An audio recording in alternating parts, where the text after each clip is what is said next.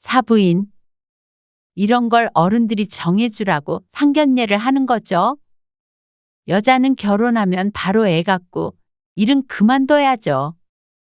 그리고 애 키우고 내조 잘하면서 사는 게 여자의 역할 아니겠어요? 그러려고 곱게 키운 건데, 그러니까 처음부터 전세 말고 집을 사서 가야 안정이 되죠. 생활이. 애들 인생이잖아요. 애 낳고 맞벌이하고 그런 건 다 사정에 맞춰서 하는 거죠. 그리고 집 사고 그러려면 요새 다 맞벌이 해요. 모든 걸 다 갖춰놓고 결혼하는 젊은이들이 얼마나 되겠어요. 아니, 귀한 딸이라고 분명 말씀드렸는데요. 귀하면 일도 못하나요? 엄마, 왜 그러세요? 아니, 사부인, 말씀이 좀 지나치시네요. 남자 쪽에서 집을 해서 오는 것도 아닌데, 애 낳은 며느리를 이렇게 일시키려고 눈에 불을 켜시면 제가 어떻게 애를 시집을 보내나요? 엄마, 애 낳고 좀 쉬다가 다시 일하기로 했어. 아니, 우리 사위 직업도 좋은데 왜 네가 일을 해? 그러라고 내가 너 그렇게 공주처럼 키웠니? 그리고 사부인은 아까부터 자꾸 제 말에 딴지를 거시는데 저 남편 없이 혼자 나왔다고 무시하시는 건가요? 오늘 이야기 속 주인공은 70세 권순복 씨입니다. 결혼 10년 차에 겨우 얻은 늦둥이 외아들을 결혼시키는 과정이 이토록 험난할 것이라고는 상상하지 못했습니다. 남들도 다 이런 과정을 거쳐서 자식들 시집장가 보내는지 궁금했습니다. 상견례를 하고 나니 도저히 이렇게는 아들을 결혼시킬 수 없을 것 같았기 때문입니다. 아들은 3년간의 연애 끝에 최근에 결혼을 하겠다고 권 씨와 남편에게 알려왔습니다. 권 씨 부부도 아들의 여자친구를 몇 번 보게 되었는데 곱고 얌전해서 마음에 들어했죠. 또한 늦게 본 자식이라 자신들이 벌써 70대가 되었기 때문에 아들의 결혼 소식이 무척이나 반가웠습니다. 그래서 설레는 기분으로 상견례를 기다렸습니다. 그 전까지는 사돈될 사람을 본 적이 없었고 그저 바깥사돈이 안 계신다는 말만 전해 들었을 뿐이었습니다.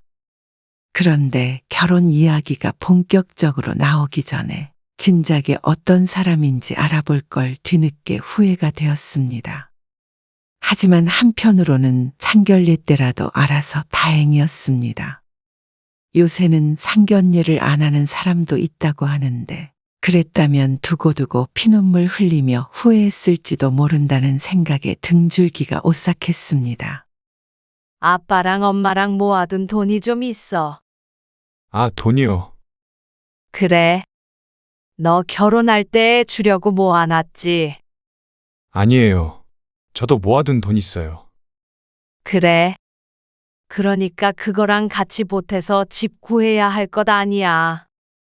너 그 원룸에서 신혼 시작할 순 없잖아. 감사합니다. 2억 5천만 원이야. 마음 같아서는 아파트 한 채 사줬으면 좋겠는데. 아니에요. 이걸로 충분해요. 아들은 직장 생활하며 여태 1억 조금 넘게 모았다고 했고 권 씨가 준 돈을 합쳐서 아파트 전세를 구하겠다고 했습니다. 무리하게 대출받아서 집 사면 요즘에 이자도 워낙 높으니까 그거 갚기도 힘들 거고요.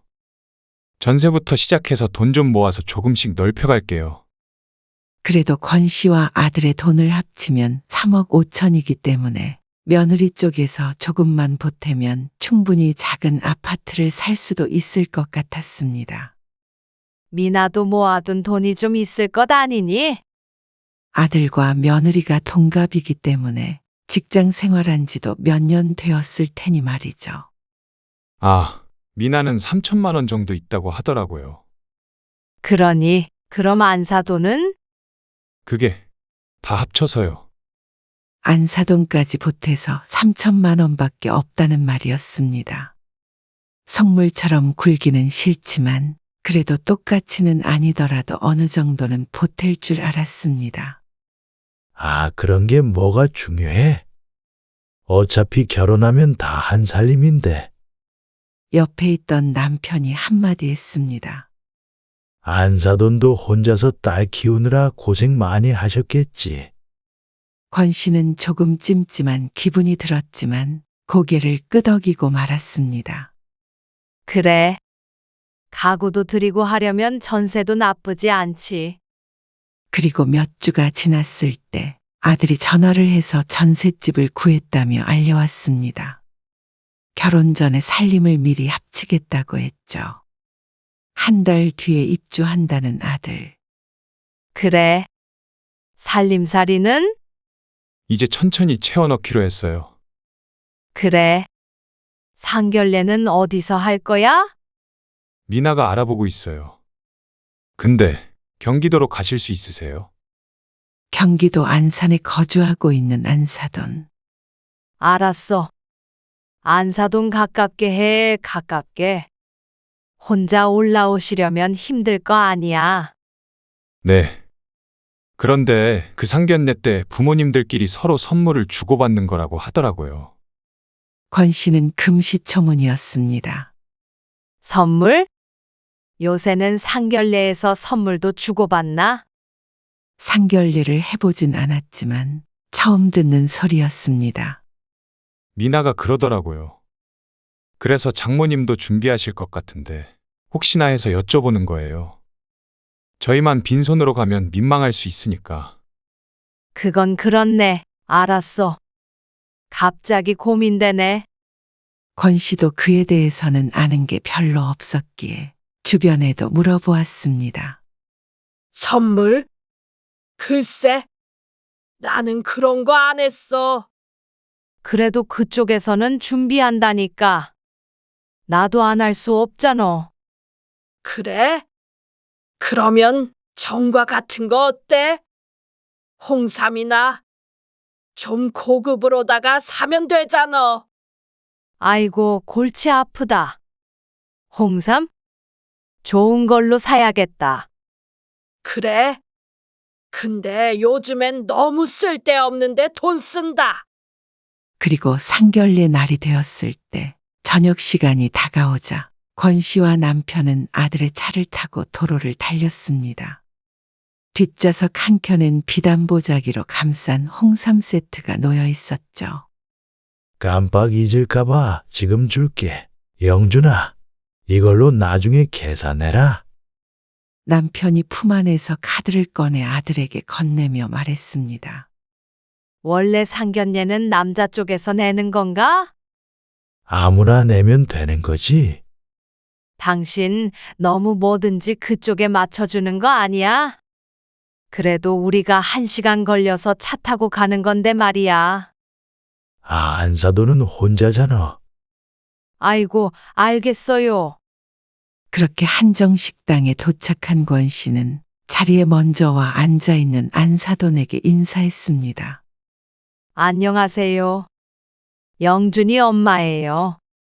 반갑습니다. 아, 네. 저는 미나 엄마예요. 일찍 온다고 왔는데 먼저 와 계셨네요. 아, 집이 요 앞이라서요. 오시느라 고생하셨어요. 이거 별거 아니지만 받으세요. 자리에 앉기도 전에 안사돈이 검정 비닐봉지를 내밀었습니다. 권 씨는 의아한 표정으로 봉지를 건네받으며 말했습니다. 이게 뭔가요? 상견례 선물이요. 그래도 처음 뵙는 거니까 이런 거 주고받아야 한다고 하더라고요. 아, 네. 사부인도 이거 받으세요. 권 씨도 가져온 보자기를 내밀었습니다. 그리고는 손에 들린 검정 봉지를 바라보았습니다. 도대체 이게 무엇인가 당황스러웠죠. 비닐봉지에 선물을 받아본 것은 처음이었습니다. 봉지를 살짝 벌려 안쪽을 보니 지퍼백에 담긴 빨간 음식이 보였죠. 김치예요. 제가 직접 담근 거. 제가 김치 진짜 맛있게 하거든요. 가져가서 드세요. 권 씨도 할 말을 잃었고 남편도 조금 당황스러운 눈치였습니다.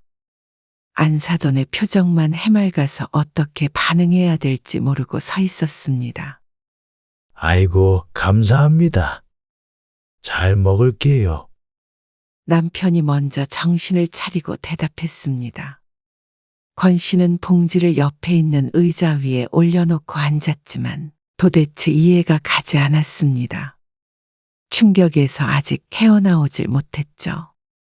김치까지는 그렇다 치더라도 김치통에 담은 것도 아니고 봉지에 담은 채로 주는 것은 성이나 예의 문제가 아닌가 싶었습니다. 예비 며느리인 미나를 쳐다보았지만 이상하다고 느끼지 못하는 표정이었습니다.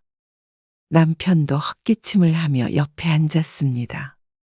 다들 자리에 앉자 음식들이 하나 둘 나오기 시작했습니다.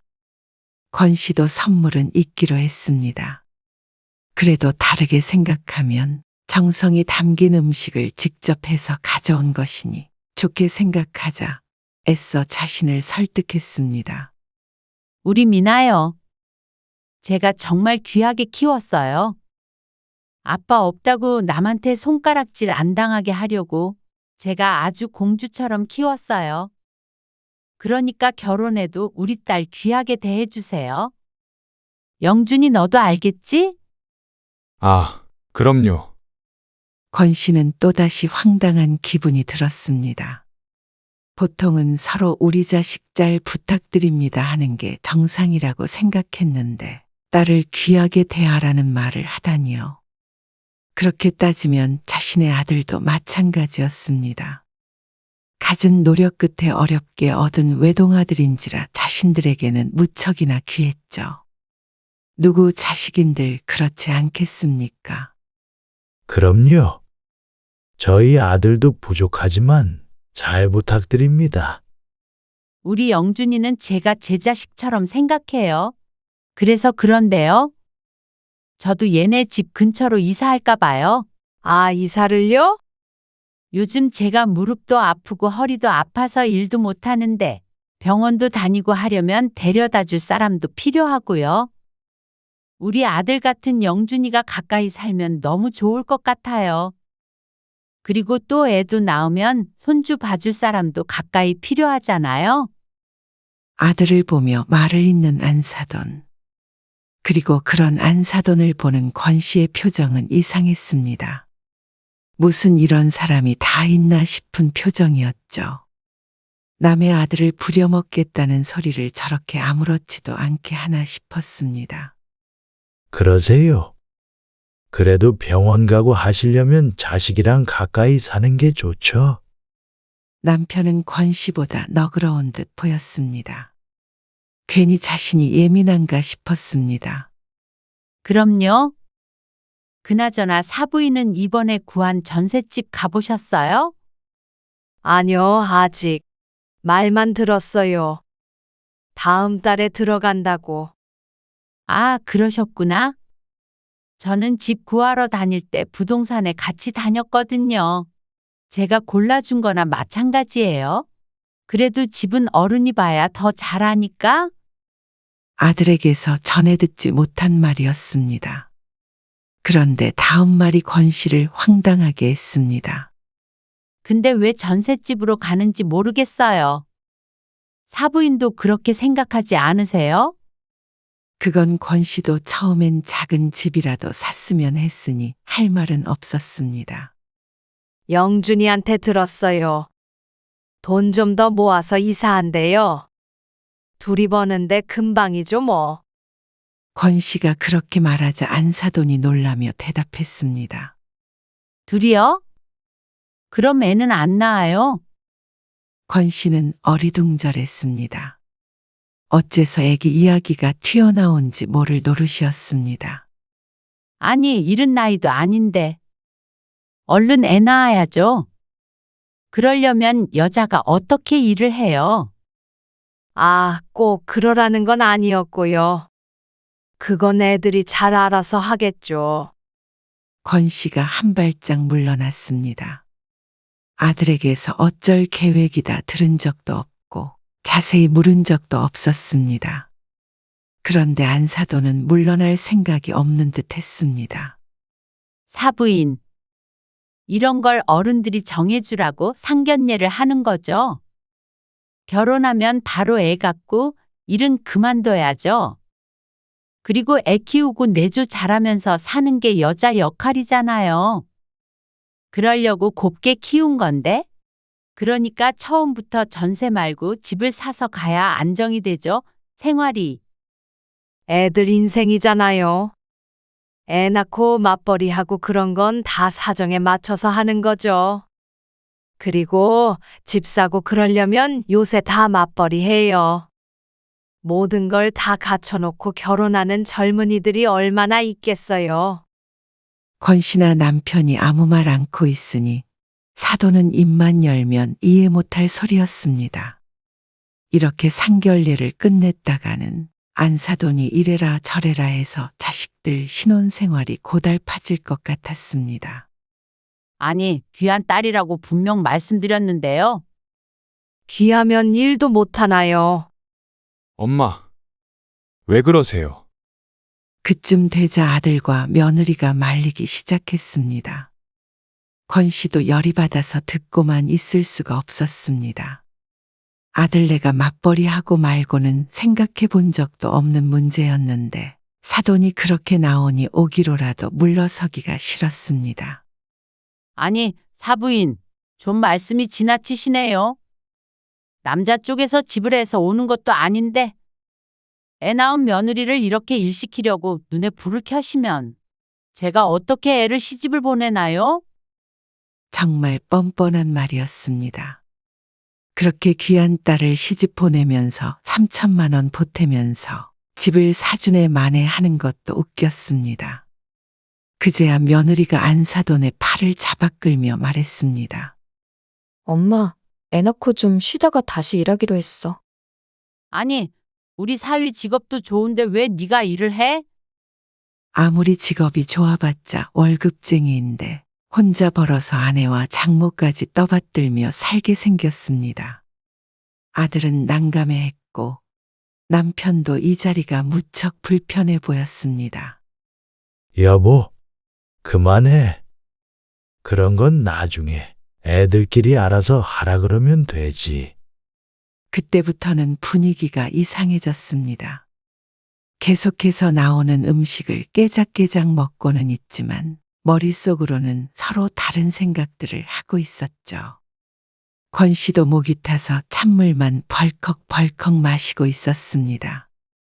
그때 안사돈이 자식들을 보며 말했습니다. 그래서 결혼은 어디서 할 거니? 서울에서 알아보고 있어요. 아들이 대답하자 안사돈이 떨떠름한 표정을 지었습니다. 미나, 너는 학교를 안산에서 나왔는데 결혼을 왜 서울에서 해? 아, 대학이 서울이니까. 지금 친한 친구들 거의 다 대학 친구들이야. 그리고 직장 동료들도 있고. 옆에서 남편이 한숨을 쉬었습니다. 권씨도 답답했습니다. 아들의 결혼 생활이 순탄치 않을 듯하니 벌써부터 걱정스러웠죠. 자세한 건 애들 보고 알아서 하라고 하죠. 우리가 결혼하는 게 아니니까요. 저희는 그냥 애들이 정한 대로 하려고요. 권씨도 애써 좋게 이야기를 했습니다. 하지만 안사돈은 그 말에 오히려 화가 난 듯 했습니다. 아무래도 사부인이 저를 무시하는 것 같아서 기분이 그렇네요. 그러자 남편이 오히려 당황해서 대답했습니다. 무시라니요? 그럴 리가요. 아니, 혹시 제가 남편 없이 혼자 나와서 그러시나요? 제가 무슨 말만 하면 애들 말에 따르자, 알아서 하게 하자, 이러시고 왜 저는 의견도 못 내게 하세요? 아니요. 그런 거 아닙니다. 오해하지 마세요. 그냥 요새 젊은 사람들이 잘 아니까 집사람이 그렇게 말씀드린 거예요. 남편이 좋게 분위기를 풀어보려고 노력했습니다. 권씨는 어이가 없어 입을 벌리고 있다가 아들을 쳐다보았는데 아들의 표정이 굉장히 어두웠습니다. 아들도 상견례 전에 권 씨처럼 설레어 했는데 이런 분위기가 되자 기분이 좋을 리가 없었습니다. 권 씨가 그런 아들을 보고 화를 눌렀습니다.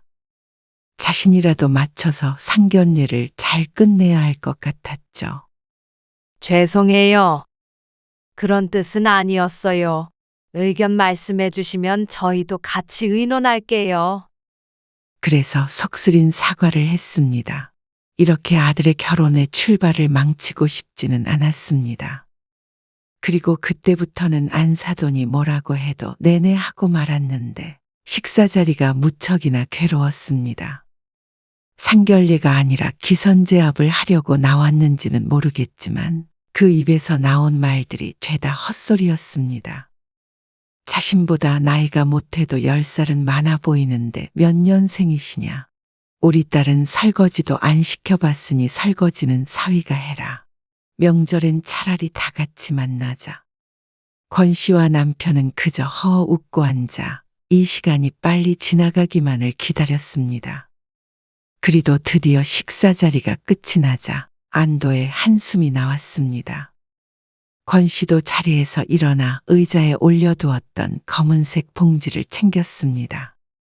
짐을 챙겨나가자 카운터에서 아들이 계산을 하고 있었고 그 모습을 옆에서 지켜본 안사돈이 다시 한번 입을 열었습니다. 오늘 밥을 우리 사위가 사네요. 저는 사돈 어른이 한턱 쏘는 줄 알았는데 원래 상견례에선 시아버지가 내는 거잖아요. 그러면서 웃는데 계산을 하던 아들까지 당황한 모양이었습니다. 이제 애 낳고 살려면 돈 많이 들 텐데. 아껴야죠. 이제 영준이 돈은 영준이만의 것이 아니잖아요. 우리 미나 돈도 되니까. 어이가 없었습니다. 도저히 참을 수 없어 한 소리 하려는 권 씨를 또다시 남편이 붙잡아 말렸습니다. 지금까지 잘 참아놓고 왜 그러냐 하는 눈치였죠. 제 카드예요. 아들이 계산만 한 겁니다. 어머, 그래요? 그럼 잘 먹었습니다. 눈앞이 깜깜했습니다. 이렇게 하나하나 꼬투리 잡는 장모와 가까이 살게 될 아들이 벌써부터 딱했습니다. 아들이 권 씨 부부를 집에 내려다주고 자신의 집으로 돌아갔습니다. 그렇게 집 안으로 들어온 권 씨와 남편은 한동안 대화가 없었습니다. 권 씨는 식탁 위에 검정 비닐봉지를 올려놓았습니다. 봉지를 열어보자 지퍼백 안에 있던 김치 국물이 샜는지 봉지 안이 빨간 국물로 흥건했습니다. 아들의 차에 흘리지 않은 것이 천만다행이었습니다. 싱크대에서 김치를 꺼낸 권 씨가 김치통에 옮겨 담으며 말했습니다. 이런 경우가 있어? 그제야 남편이 대답했죠. 좋게 생각해. 그래도 성의가 있잖아. 그렇게 솜씨가 좋다니까 나중에 맛이나 보자고. 난 그래도 먹기 싫어. 우리 무시하는 것 같잖아. 그쪽에서 선물이 어쩌고 저쩌고 해서 내가 얼마나 고심해서 골랐는데 그 비단 보자기도 내가 따로 산 거라고. 아, 좋은 게 좋은 거라고 생각해. 그래도 집에서부터 챙겨온 정성이 있지. 아, 누군 집에서부터 안 가져갔나? 당신이 안사돈이랑 싸워서 뭐하게? 결혼을 우리가 하나, 애들이 하지. 그런 게 아닌 것 같으니까 그렇지.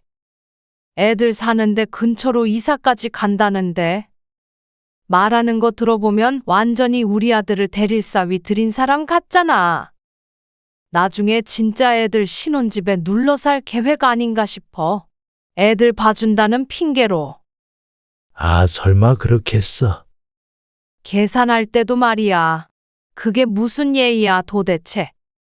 당신이 한턱 쏘는 줄 알았다고? 무슨 회식해? 그게 사돈한테 할 말이야? 아이고, 됐어. 잘 끝났으니까 됐지. 나머지는 애들이 알아서 하겠지.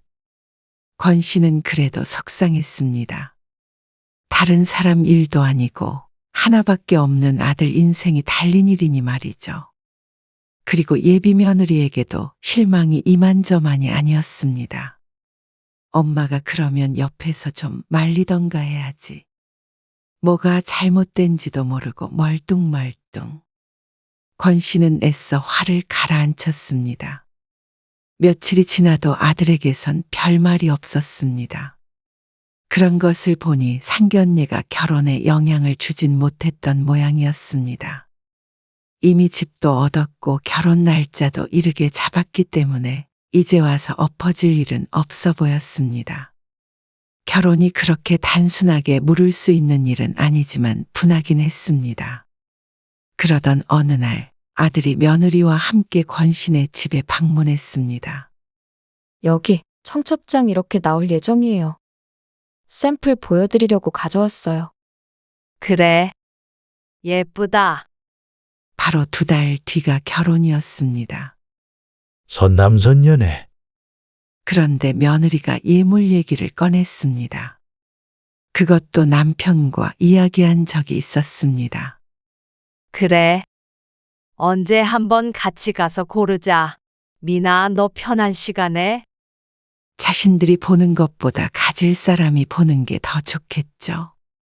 그런데 그때 며느리가 가방에서 웬 종이를 꺼냈습니다. 그리고 이거 저희 엄마가 드리라고. 권 씨가 종이를 건네받고 읽어보니 무슨 시계, 가방 이런 목록들이 적혀 있었습니다. 이게 다 뭐니? 아, 결혼할 때 주고받아야 하는 거라고. 아들도 처음 듣는 이야기인지 놀란 표정으로 권 씨의 손에 들린 종이를 가져가서 훑어보았습니다. 참 속이 답답했습니다. 3천만 원으로 딸 결혼시키면서 아주 뽕을 뽑으려 하는구나 생각했죠. 권 씨가 말이 없으니 며느리는 안절부절 못했습니다. 며느리의 뜻은 아니겠지만 저렇게 엄마 뜻대로 자기 생각이 없는 것도 잘못이라면 잘못이었습니다. 나랑 잠깐 얘기 좀 해. 엄마, 아빠, 잠시만요. 그때 아들이 조용히 며느리를 데리고 작은 방으로 들어갔습니다. 5분쯤 지나자 조금씩 언성이 높아졌습니다. 언뜻 들리는 말을 들어보니 가방을 사드리기로 했는데 이게 뭐냐 하고 아들이 말하자 며느리가 엄마가 전하라 그래서 전한 것밖에 없는데 나한테 왜 그러냐 대답하는 대략 그런 대화였습니다. 곱게 자랐다더니 정말 공주인지. 이럴 거면 그냥 엄마 수발 받으면서 성에서 살아야 할 것 같았습니다. 아들이 조금 언성이 높아지자 문을 열고 나왔습니다. 저 미나 좀 데려다 주고 올게요. 죄송해요. 다시 올게요. 그러더니 한참을 돌아오지 않았습니다. 1시간쯤 지나자 아들이 다시 돌아왔습니다. 권 씨와 남편이 아들을 앉혀두고 이야기했습니다. 너 그 집에 무슨 죄라도 지었니? 그게 무슨 말씀이세요? 네가 하자가 있는 것도 아니고. 엄마는 네가 그렇게 사랑한다니까 이것저것 재지도 않았고. 상견례 끝나고도 별말 안 했다. 근데 너 그 집 머슴으로 들어가니? 그러자 아들이 고개를 숙이며 아뇨 하고 대답했습니다. 너 이번에 신혼집 구할 때 3천만 원 그거 받아서 썼어? 네, 그럼 혼수는 또 우리가 넣어야겠네. 그건 좀 남겨뒀어요. 그럼 그 3천만 원 엄마가 줄 테니까 미나 돌려줘라. 그러자 아들이 아무 말도 없었습니다. 3천만 원을 돌려준다는 게 무슨 의미인지 아는 것이었죠. 엄마는 네 앞날이 보이는 것 같아. 너는 어떻게 생각해? 아들은 또다시 대답하지 않고 있었습니다. 생각이 무척 복잡해 보였습니다. 아마 며느리를 데려다주며 무슨 대화든 나누었을 것입니다. 인생 정말 길어. 근데 지금 결정이 너의 나머지 인생 60년, 70년을 결정하는 거잖니. 그러자 옆에 있던 남편도 거들었습니다. 결국 네 선택이니까. 당장 어떻게 하라고는 엄마 아빠도 말 못해.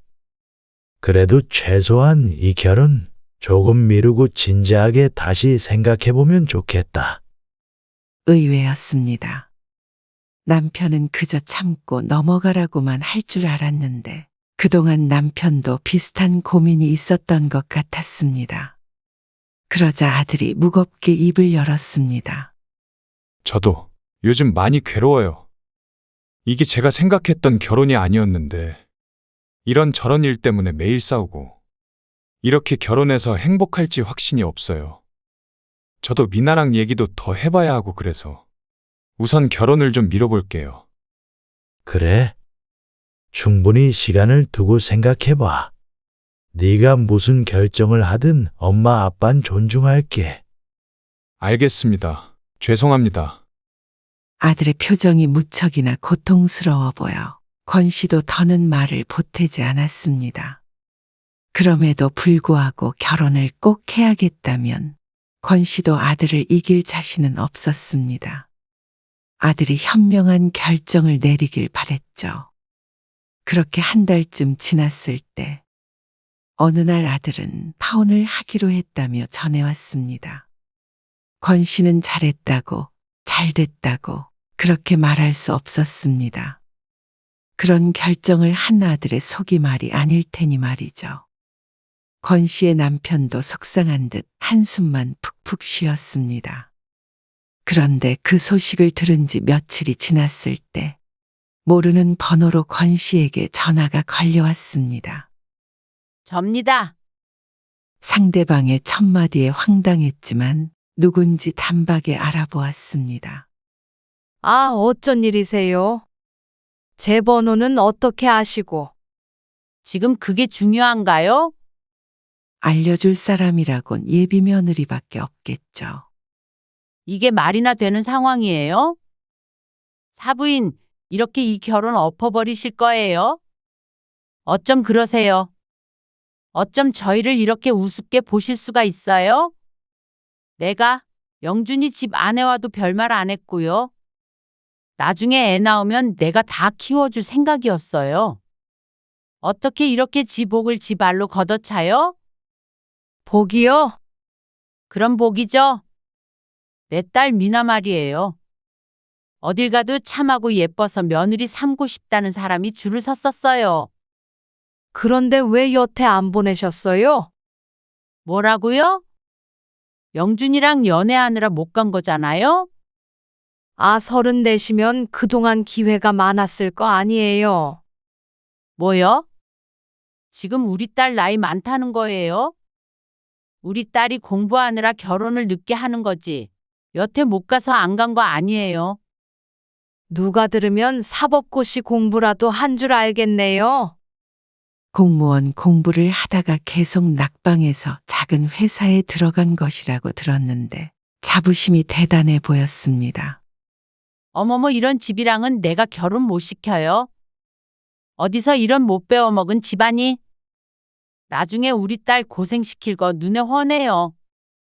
우리 딸 변호사도 쫓아다녔고 의사도 우리 딸 소개시켜달라 그랬는데 억울해 죽겠네 정말. 귀가 따가울 지경이었습니다. 그럼 그 변호사나 의사한테 시집 보내세요. 공주라면서요. 우리 아들은 왕자는 아닌가 보죠. 이보세요. 우리 아들이 3천만 원 돌려주던가요? 건방지게. 통장으로 돈 띡 보내면서 결혼 없던 걸로 하자는 게 도대체 어디서 배워먹은 예의인가요? 내가 그러라고 했어요. 그걸로 따님도 좋은 혼처 잘 구해보세요. 그리고 전화를 끊어버렸습니다. 속이 시원한 한편 뜨겁기도 해서 한참을 손으로 부채질을 해야 했습니다. 이래서 뭐? 이래서 앞으로 상견례는 꼭 해야겠어요. 실업긴. 남편도 속상해 보였지만 전화통화를 옆에서 듣고는 지긋지긋한 듯 했습니다. 천만다행이에요. 정말 남편은 대답하는 대신에 고개만 끄덕였습니다. 그리고 권 씨도 한참을 가슴을 쓸어내려야 했습니다. 지옥에 한 발짝 내디딘 아들의 뒷덜미를 문턱에서 잡아 끌어온 것처럼 오싹하기도 했습니다. 그리고 부디 이 일로 아들이 받은 상처가 빨리 치유되길 바랄 뿐이었습니다.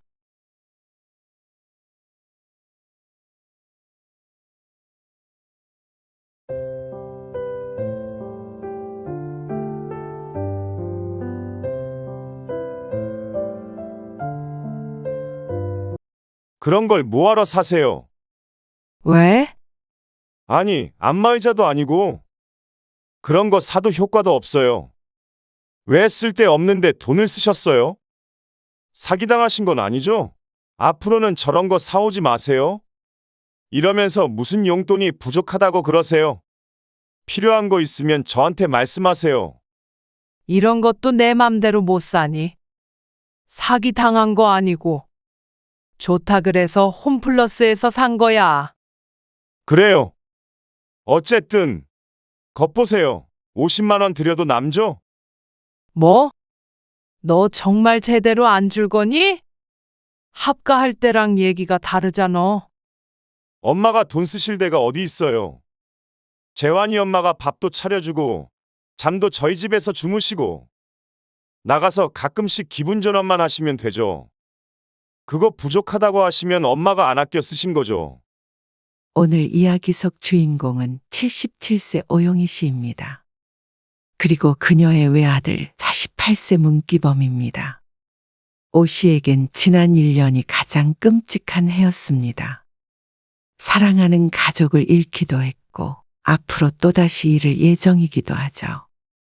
자신의 아들을 스스로 잘 안다고 생각했던 것이 실수였고 그런 아들을 철석같이 믿은 자신이 바보였죠.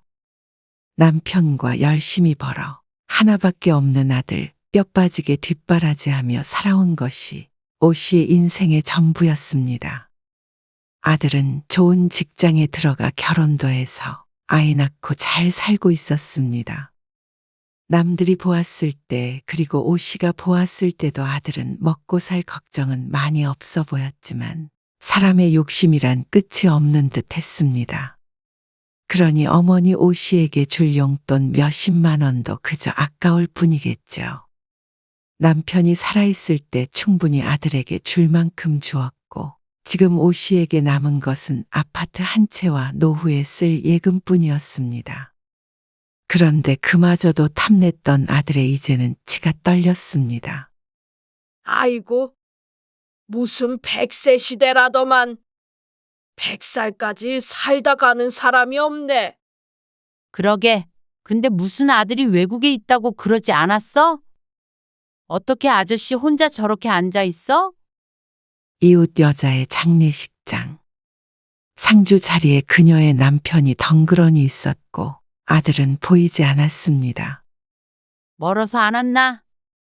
아니 멀다고 자기 엄마 장례에도 안 와? 이상하긴 하다. 그럼 아저씨는 이제 혼자 사는 거야? 아들이 안 데려가나? 아이고 저러고 있는 거 보면 데려가겠어? 참 무섭다. 나도 남편 죽으면 저렇게 혼자 되는 거 아냐? 나는 애들이 같이 살자고 안 하면 차라리 요양원에 들어갈래.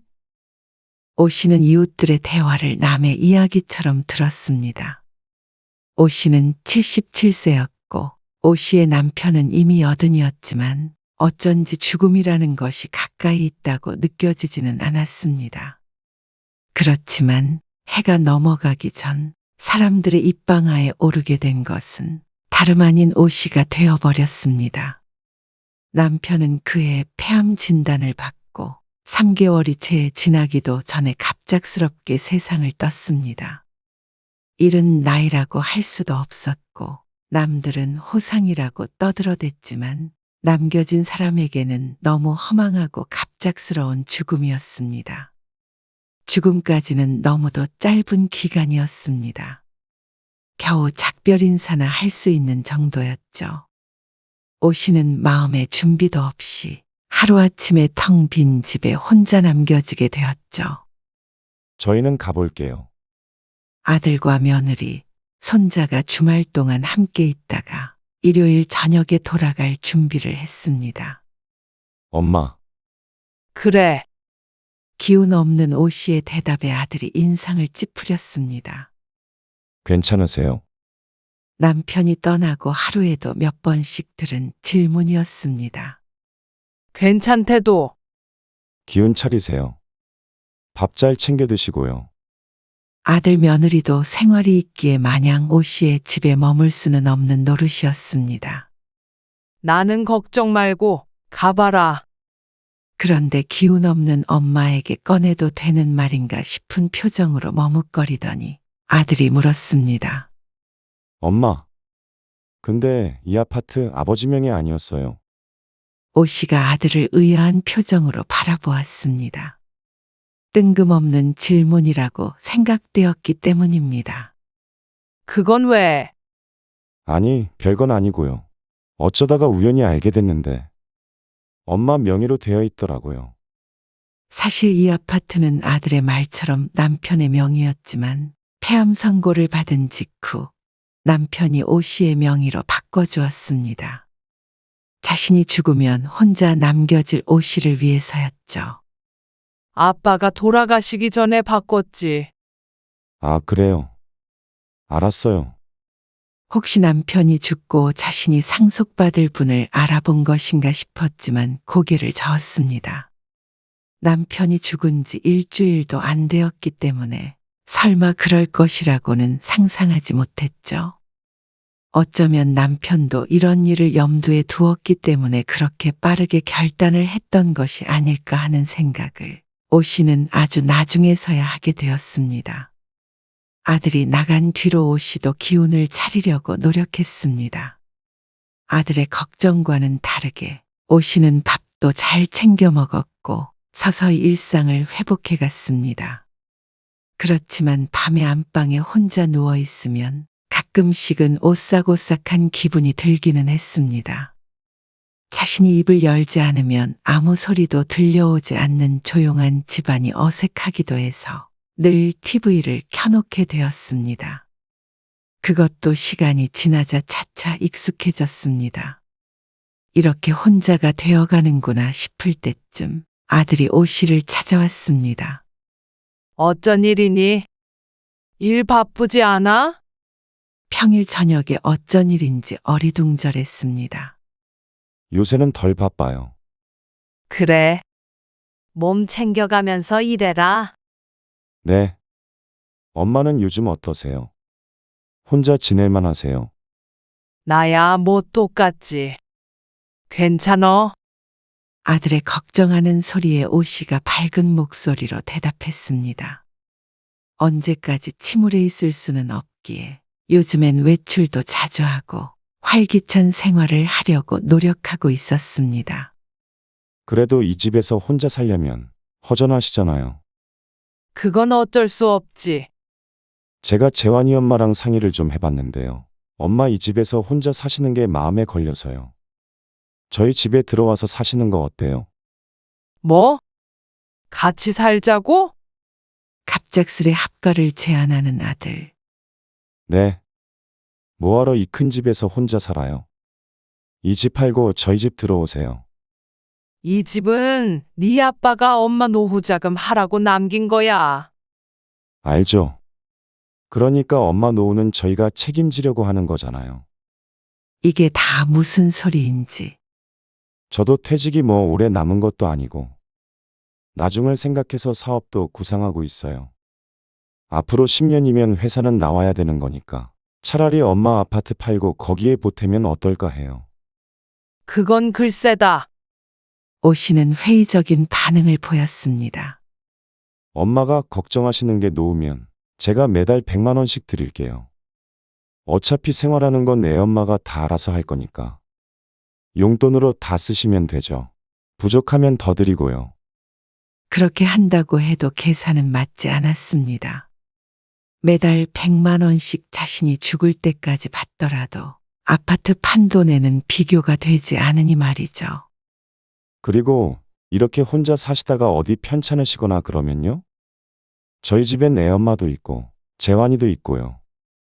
가족들이랑 북적북적 살면 좋잖아요. 그렇게 말하니 그것도 맞는 말인 것 같았습니다. 하루아침에 혼자 남은 오 씨가 가족이라는 울타리 안에 들어가서 사는 것이기 때문에 돈으로 계산할 문제는 아닌 듯 했죠. 제가 용돈 드리면 그걸로 친구분들이랑 놀러 다니면서 그렇게 지내세요. 돈 걱정은 마시고요. 살림도 애엄마가 하니까 신경 쓸 거 하나도 없잖아요. 아들에게는 생각해 보겠다고 하고 한동안 깊은 고민에 빠졌습니다. 아들의 말도 맞는 듯 보이고 따로 살던 아들네와 한 집에서 산다는 게 불편할 것도 같았기 때문입니다. 그래서 손주가 몇 살인데? 이웃 친구들에게 말하자 너도 나도 관심이 많았습니다. 12살이야. 다 컸네 그러면. 맞벌이 해? 아니, 며느리가 집에 있지. 그럼 너무 좋지. 나 같으면 당장 들어간다. 왜? 아니, 손주 내일 모레 중학생 되는데 언니가 대신 키워주고 그럴 일도 없고 살림도 며느리가 있으니까 힘들게 집안일 할 필요도 없고 다달이 용돈 준다는데 뭘 망설여? 그런데 이 집 팔아서 아들 주기로 했는데 그래? 그건 좀 고민이 되네. 그래도 돈을 좀 쥐고 있어야 덜 불안하지. 그럼 팔아서 반만 주던지. 나중에 쫓아내면 어떡해? 우리 아들이 설마. 아이고, 설마가 사람 잡네요. 근데 어쨌든 진짜 아들 말대로 되기만 한다면 나도 찬성은 찬성이야. 나이 드니까 아프면 병원에 데려다 줄 사람도 필요하고 어쨌든 자식들이 보살펴 준다는데 마다할 거 뭐 있어? 지난번에 그 아저씨 있잖아. 누구? 추어탕집 아저씨. 부인 죽으니까 밥도 제대로 못 챙겨 먹는다더라. 어휴, 오 씨는 고민 끝에 아들의 집으로 들어가기로 했습니다. 엄마, 이 방 쓰세요. 아들이 서재로 쓰던 방을 정리했다며 그곳을 쓰라고 했습니다. 오 씨는 새로운 생활이 나쁘지 않은 듯 했습니다. 자신만의 공간도 있었고 원래 살던 곳과도 멀지 않아서 언제든지 친구들도 만날 수 있기 때문이죠. 할머니, 나 학교 끝나고 빵 사 먹게 5천 원만 주면 안 돼요? 그래. 여기. 아싸. 그리고 손주가 있으니 고요하던 집과는 다른 활력이 있었습니다. 며느리는 오전에 집안일을 해놓고 오후 대부분은 모임을 위해 외출해서 많이 부딪힐 일도 없었습니다. 그런데 오 씨가 생각지도 못한 곳에서 고민이 생기게 되었습니다. 엄마, 이번 달에는 애들 학원도 늘리고 해서 좀 빠듯하네요. 50만 원만 드릴게요. 매달 100만 원씩 주기로 했던 돈이 반토막 나서 통장에 찍혔습니다. 100만 원도 크지 않다고 생각했는데 50만 원이면 아파트 관리비 내고 어쩌고 하면 쓸 돈도 없었죠. 그래, 알았다. 돈 급할 것 없어. 하지만 아무리 오 씨가 돈 쓸 일이 많지 않다지만 외출 몇 번이면 그 돈은 금방 바닥났습니다. 그리고 받은 돈으로 가끔 과일이나 반찬거리도 사오기도 했고 손주 용돈도 수시로 주었습니다. 오 씨가 가지고 있던 예금 통장도 집 팔리기 전까지는 오 씨를 책임진다는 이유로 아들이 며칠 전에 가져간 상태였습니다. 첫 달은 100만 원을 주었지만 그 다음 달부터는 50만 원이 들어올 때도 있었습니다. 다녀왔습니다. 저녁 늦은 시간이 되자 손주가 집으로 돌아왔습니다. 시계를 보니 8시가 조금 넘은 시간이었습니다. 아직 초등학교 5학년인데 집에 오는 시간이 굉장히 늦은 편이었죠. 재환이 엄마야. 애가 학교가 그렇게 늦게 끝나니? 아니요. 학원 갔다 오느라고 그렇죠. 그럼 학원이 이렇게 늦게 끝나? 여러 개 다녀서 그래요. 지쳐서 소파에 드러눕는 손자를 보고 안쓰러워 물었는데 며느리의 말을 듣고는 놀랐습니다. 학원을 무려 5개나 다니고 있다는 손주. 아직 어린아이인데 그렇게까지 해야 하나 싶었지만 그래도 자신보다는 아들 며느리가 더 잘 알지 않을까 해서 입을 다물고 있었습니다. 그래도 걱정이 안 되는 것은 아니었습니다. 그리고 더 놀랐던 것은 손자 학원비였습니다. 어쩌다 우연히 듣게 되었는데 사교육비가 한 달에 총 250만 원은 든다는 것이었습니다. 며칠에 한 번씩은 밤늦게 과외를 한다며 선생님이 드나들기도 했습니다.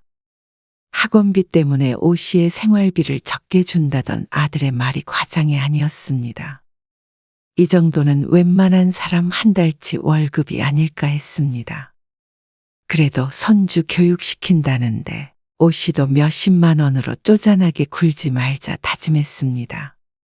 하지만 사람의 마음이란 게 참 이상했습니다. 날도 더운데 우리도 어디 시원한데 놀러 갔다 오자. 그래. 안 그래도 우리 아들이 놀러 안 가냐고. 여행 보내주겠다더라고. 대신 돈 아까우니까 여기 근처 가까운 데로 가자. 계곡 같은 데로. 그래. 친구들의 말에 오 씨도 은근한 기대감을 가지고 아들에게 물었습니다. 엄마 다음 주에 1박 2일로 놀러 가기로 했어. 그래요? 잘 다녀오세요. 대수롭지 않게 대답하고 많은 아들. 기대하고 있던 오 씨가 실망하며 말했습니다. 다들 아들, 딸들이 보내준다던데. 그러자 아들이 대답했습니다. 엄마 용돈 드렸잖아요. 뭐? 그걸로 다녀오라고? 이미 이번 달 용돈은 얼마 남아있지도 않았습니다. 부족하세요? 아들은 부족하냐고 묻지만 그 말투는 설마 부족하진 않겠지 하는 느낌이었습니다. 혹시 좀 부족하셔도 다음 달부터는 조금 더 드릴게요.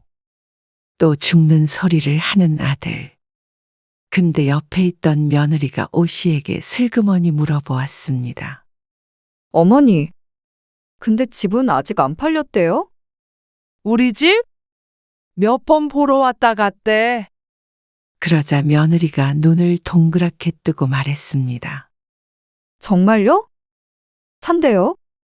그건 아니고. 아, 근데 다음 주에 누구 살 사람이 있다고 그러던데, 부동산에서.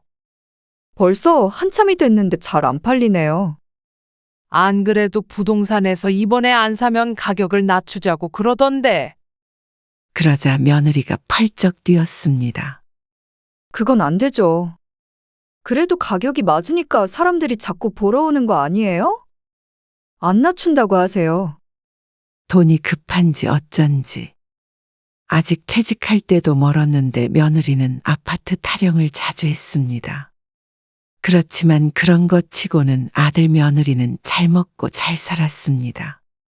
학원비가 어쩌고 저쩌고 죽는 소리를 하는 것과는 다르게 남들보다 풍족하게 사는 듯 했죠. 외식도 자주 하고 요즘엔 덥다고 하루 종일 에어컨을 켜놓았습니다. 외출해서 집이 비어있을 때도 온도가 올라간다며 에어컨을 끄지도 못하게 했죠. 이렇게 생각해보니 빠듯하다고 했던 아들의 말도 다 거짓인 것 같았습니다. 한번 그렇게 생각하니 서운한 게 한두 가지가 아니었습니다. 아들 며느리는 자신들이 쓰는 돈에는 굉장히 너그러웠고 오 씨가 쓰는 돈은 그게 무엇이든 아까운 듯 했습니다.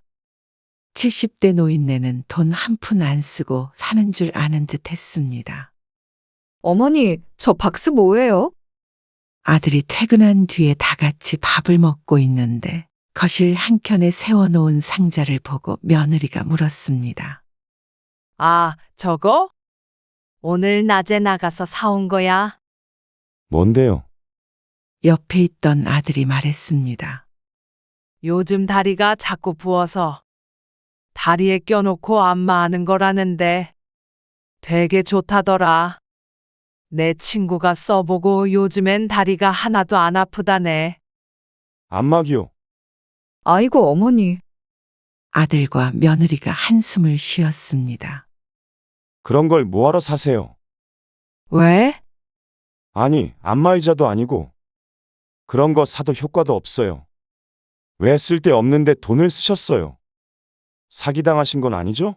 얼마짜린데요? 어이가 없었습니다. 안마의자라도 사주면서 그런 말을 하면 고맙다고나 하겠지만 뭘 샀는지 보지도 않고 그저 쓸데없는데 돈을 썼다며 타박하는 아들과 며느리. 앞으로는 저런 거 사오지 마세요. 이러면서 무슨 용돈이 부족하다고 그러세요. 어머니, 필요한 거 있으면 저한테 말씀하세요. 황당해서 말도 나오지 않았습니다. 정말 더럽고 치사했습니다. 6만 원짜리 다리 마사지기를 사면서 이런 말을 들어야 하는 자신의 처지가 초라해 보였죠. 이런 것도 내 맘대로 못 사니? 사기 당한 거 아니고.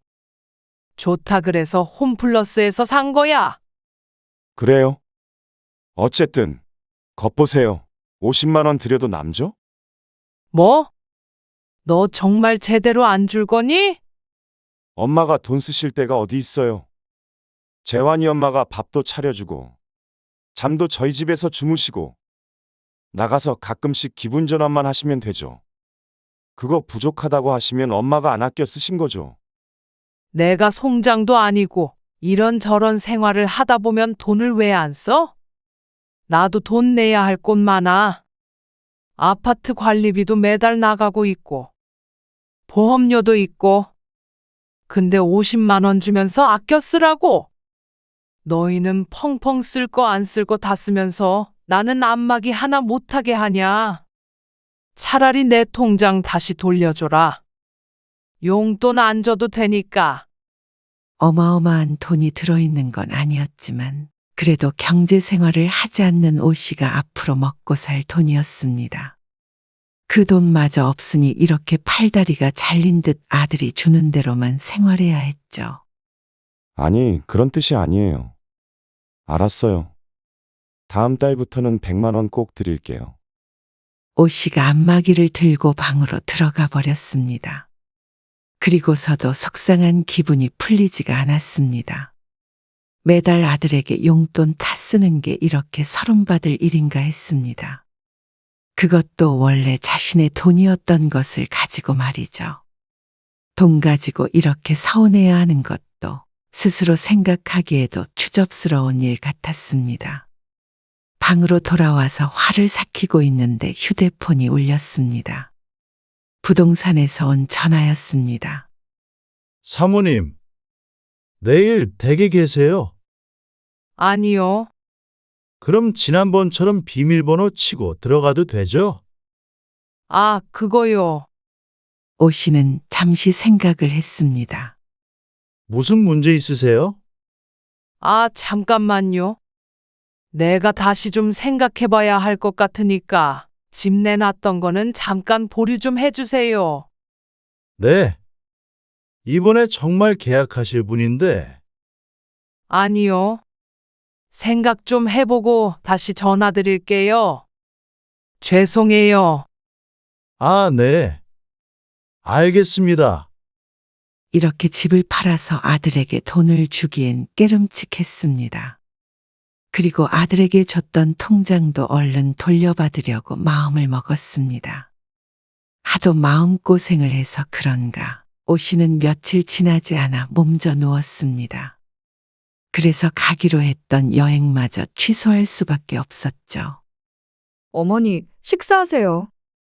어쩌다 보니 집에서 며느리에게 삼시세끼를 받아먹게 생긴 오 씨. 며느리 눈치를 볼 수밖에 없었습니다. 원래 며느리가 외출한 뒤 혼자서 밥을 차려 먹곤 했었는데 본의 아니게 상전 노릇을 하게 되었죠. 차라리 입원을 하시는 게 어때요? 아니, 그 정도는 아니야. 오늘 하루 한숨 자면 낫겠지. 며느리가 떨떠름한 표정을 지었습니다. 이제 보니 오 씨 걱정해 하는 소리가 아니라 수발들기 불편하다는 뜻인 듯 했습니다. 실제로 그런 의중이었는지는 모르겠지만 오 씨의 마음이 좋지 않아서 그런가 표정 하나에도 의미를 부여하게 되었습니다. 밥을 대충 먹고는 누워서 잠을 청했습니다. 한숨 푹 자고 일어나면 나아질 듯 했습니다. 분명 점심 먹고 잠들었는데 눈을 떠보니 사위가 깜깜했습니다. 아이고, 벌써 밤인가 보다. 제대로 씻지도 못하고 잠에 들었기에 자리에서 일어났습니다. 그러니 오전보다 몸이 한결 가벼웠죠. 방문을 열고 나가자 복도가 깜깜했습니다. 거실 화장실을 향해 천천히 걷는데 저기 부엌에는 불이 켜져 있었죠. 아, 아파트가 팔려서 엄마한테 그 돈을 받아야 뭘 하든 할 거 아니야. 지난번에 누가 살 것 같다고 했잖아. 소식 없어? 몰라. 그때는 바로 살 것 같더니. 그러니까 우리도 미리 이사 준비를 하자는 거지. 거기는 바로 계약금 입금하라고 그랬다며. 계약금 넣으면 되지 뭐. 어차피 어머니 아파트 팔릴 거잖아. 이번에 아니면 그 가격에 그 동네로 이사 못 가. 우리 재환이 좋은 대학 안 보낼 거야? 근데 그게 꼭 그 동네 살아야 하는 거야? 아니, 학군이 괜히 있겠어? 얘기 다 한 걸 가지고 또 왜 그래? 어머니 집 팔리면 그 돈으로 이사 가기로 했잖아. 아니, 당신이 그 집에선 어머니 못 모시겠다며? 그러면 이사도 가고, 어머니 요양원에도 모시면 그 돈을 다 어떻게 돼? 현실적으로도 좀 계산을 잘 해봐야 할 것 아니야? 당신 어머니 통장 가지고 있잖아. 뭘 걱정해? 당신이야말로 나랑 한 약속 안 지킬 거야? 나 이렇게 시어머니 삼시세끼 해다 바치고 병수발 들면서 살아야 해? 이사는? 알았어. 그건 당신이 알아서 해. 요양원은 천천히 알아보고. 그래도 엄마를 아무데나 보낼 수는 없잖아. 내가 그렇게 나쁜 며느리야? 어련히 좋은데 모시지. 진짜 당신은 말 한마디로 사람 맘 상하게 만드는 거 뭐 있어. 아무튼 그러면 나 내일 계약금 넣는다. 그래. 한 발짝만 떼면 환한 곳으로 갈 수 있었지만 오 씨는 다시 뒷걸음질 쳤습니다. 이대로 나가서는 당장 욕을 할 수는 있겠지만 그래봤자 오 씨만 손해였습니다. 다시 조용히 방으로 돌아가서 날이 밝기를 기다린 오 씨는 은행문이 열리자마자 들어가서 계좌를 확인해 보았습니다. 이미 오 씨의 돈 절반은 인출이 된 상태였습니다. 이런 나쁜 놈이. 오 씨는 통장을 새로 만들고 비밀번호도 바꿔버렸습니다. 나머지 돈은 아들이 빼가게 할 수 없었습니다. 그리고 나서 부동산에 전화해서 집은 팔지 않겠다고 말을 했죠. 집으로 돌아가니 며느리도 외출해서 아무도 없었습니다. 오 씨는 이사 들어올 당시 챙겨왔던 큰 가방에 다시 짐을 담기 시작했습니다. 그리고 마지막으로 얼마 전에 샀던 다리 안마기까지 넣으니 며느리가 아들과 함께 돌아왔습니다. 엄마 어디 가세요? 그거 들고 여행 가시게요? 아들과 며느리가 의아한 목소리로 물었습니다. 아니, 나 집에 간다. 무슨 말씀이세요? 나 이제 너희 집에서 안 살 거야. 내 집에서 혼자 살려고. 아니, 그게 갑자기 무슨 말이에요? 어머니, 뭐 불편한 거 있으세요? 안 불편한 걸 찾는 게 쉽겠다. 나 지금 나가니까 그런 줄 알아. 어머니, 안 돼요. 대뜸 안 된다고 외치는 며느리. 왜? 계약금 벌써 넣었니? 그러자 아들과 며느리가 화들짝 놀랐습니다. 엄마가 그걸 어떻게 하셨어요?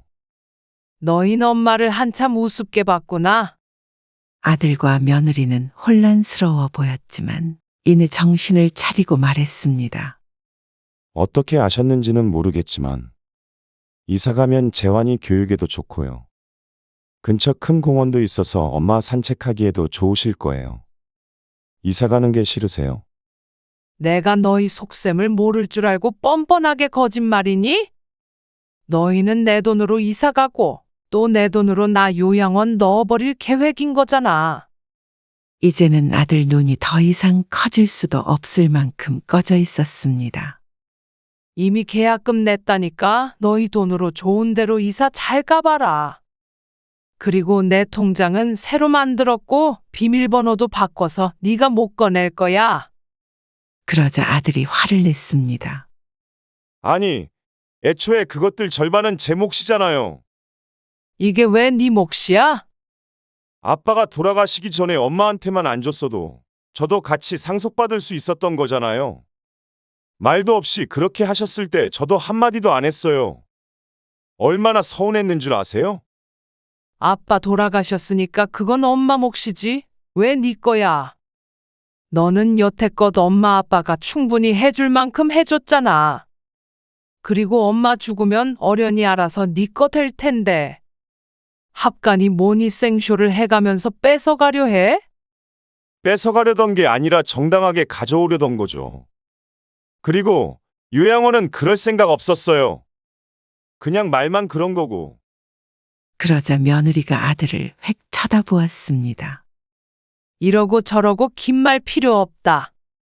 어쨌든 난 내 집으로 돌아가서 내가 하고 싶은 거 사고, 놀러 가고 싶으면 가고, 사고 싶은 거 사고, 너희 눈치 안 보고 살고 싶다. 요양원에 안 보낸다고 하더라도 너무 더럽고 치사해서 이렇게는 못 살아.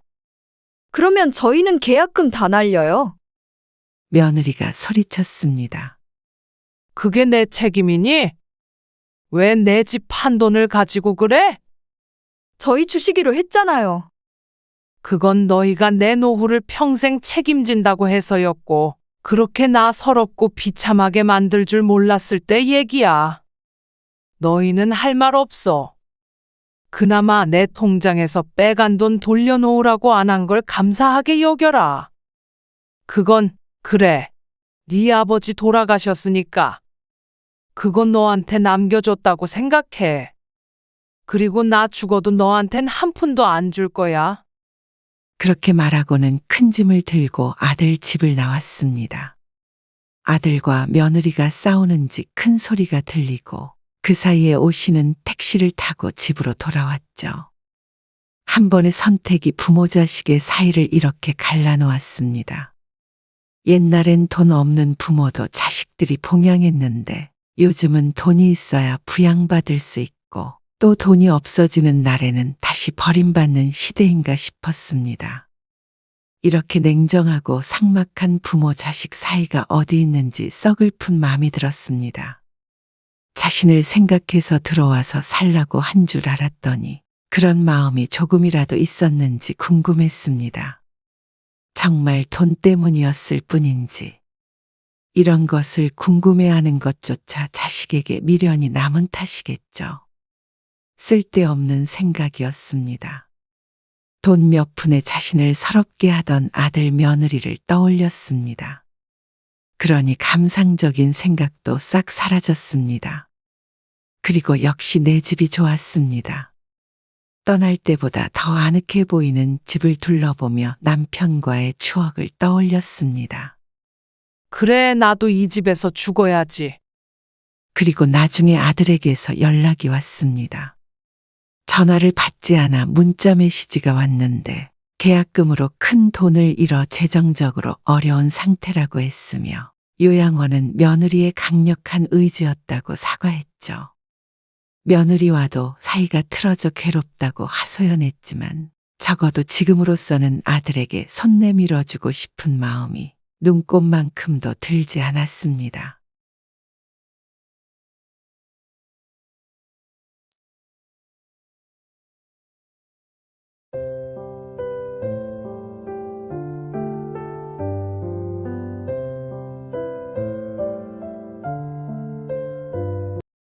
내가 무슨 여행 가는데 니들 보고 돈을 보태라고 했니? 아니면 같이 가자고 해. 내가 내 맘대로 여행도 못 가니? 그게 아니라 스케줄 좀 조율하면 좋잖아요. 저희도 애들만 집에 둘 수가 없으니까 하는 소리죠. 맨날 애들 타령이야? 오빠는 그렇게 엄마에 대한 배려심이 없어? 진주 너도 똑같아. 너희 요즘 엄마 몸 안 좋은 건 알고 있니? 알 턱이 있나? 관심이 없는데. 그저 부려먹을 생각만 하지. 누구 하나 엄마 신경이나 쓰니? 관심 가져달라고도 안 하니까 엄마도 엄마 생활하게 좀 내버려둬라. 너흰 엄마가 공짜로 부려먹는 일꾼이라도 되는 줄 아는 거야? 너네도 스스로 다 할 수 있는 것들, 너희 편하자고 다 엄마한테 맡기고 하고 싶은 거 다 하고 다니잖아. 근데 엄마는 고작 여행 한번 간다는데 이렇게들 난리야. 이제 너희 뒷바라지 안 해. 다 큰 자식 키우느라 이 나이에 뼈 빠지게 생겼다. 그런다고 너희가 알아주는 것도 아니고. 오늘 이야기 속 주인공은 69세 김옥자 씨입니다. 김 씨의 남편은 10여 년 전에 지병으로 세상을 떠났고 가까이 사는 아들 하나 그리고 같이 사는 딸 하나가 있습니다. 자식들과의 사이는 원만한 편이었지만 그것도 적당히 거리가 있을 때 이야기였습니다. 딸은 20대에 독립해서 혼자 살다가 최근에 다니던 회사를 그만두며 김 씨의 집으로 들어와 살기 시작했고 아들은 결혼해서 자식이 둘인데 마찬가지로 최근에 김 씨와 가까운 곳으로 이사를 하게 되었습니다. 그러면서 모든 갈등이 시작되었죠. 아무리 갈등이 있다고 해도 죽을 때까지 부모 자식 사이라는 것은 변함이 없지만 이제는 김 씨도 버거운 기분이 들었습니다. 늙은 부모를 부양해야 하는 자식들이 오히려 부모의 부양을 받고 있으니 미치고 팔짝 뛸 노릇이었습니다. 아니, 김 씨는 자식들이 자신을 봉양해 주길 바라는 마음은 눈꼽만큼도 없었습니다. 그렇다면 적어도 자식들도 부모한테 보살핌을 바라지 말아야 하는 것 아니겠습니까? 아들은 43, 딸은 37이나 됐고 이제 김 씨도 칠순을 목전에 두고 있는데 아직도 아들, 딸 뒷바라지를 하고 있는 것은 잘못돼도 한참 잘못되었죠. 자식들이 내 품에 있다고 마냥 좋은 것이 아니었습니다. 이제는 오히려 자식들과 멀리 살며 1년에 한두 번씩 보는 지인들이 부러울 지경이었습니다. 진주, 너 먹은 건 좀 설거지 해놓으라고 했잖아. 아니면 최소한 싱크대에라도 넣어놔야 하는 거 아니니? 김 씨는 해장국집을 운영하고 있기 때문에 아침 일찍 출근해서 오후 일찍 퇴근했습니다. 딸은 최근 들어 직장을 그만두었고 10년간의 자취 생활을 접고 김 씨네 집에 들어와 살고 있었죠. 더 좋은 직장에 들어갈 준비를 하고 있다는데 그러니까 집에서 놀고 먹는 백수나 마찬가지인 상태였습니다. 김 씨가 퇴근하고 식탁 위에 그대로 남아있는 밥그릇과 반찬통들을 보며 한숨을 내쉬었습니다. 강진주 엄마 말 안 들려? 들려? 깜빡했어. 그제서야 작은 방에서 어슬렁 나오는 딸. 머리는 까치집을했고 후줄근한 차림새도 차마 미혼의 아가씨라고는 볼 수 없었습니다. 너는 오늘 어디 안 나가니? 새 직장을 구한다더니 김 씨가 보기에는 매일 집에서 차려주는 밥이나 먹고 시간을 죽이는 것 같았습니다.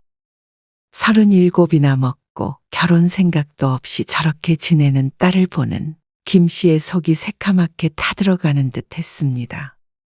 그러는 본인은 아주 태평했죠. 오늘 안 나가는데? 내일은 약속 있고. 오늘 저녁밥은 뭐야? 배퉁이를 긁으며 말하는 딸이 그렇게 한심해 보일 수가 없었습니다. 고기 먹고 싶다며? 김 씨가 손에 들고 있던 검정 봉지를 식탁 위에 올려놓으며 대답했습니다. 점심때쯤 딸이 보낸 메시지를 보고 퇴근하는 길에 정육점에 들른 김 씨였습니다. 고기네. 역시 우리 엄마. 내가 안마해줄게. 아이고 됐어.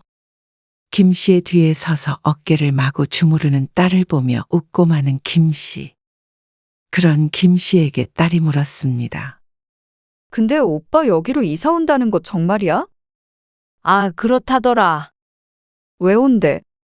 글쎄, 가까이 살고 싶다고 하던데. 얼마 전에 아들에게서 연락을 받았습니다.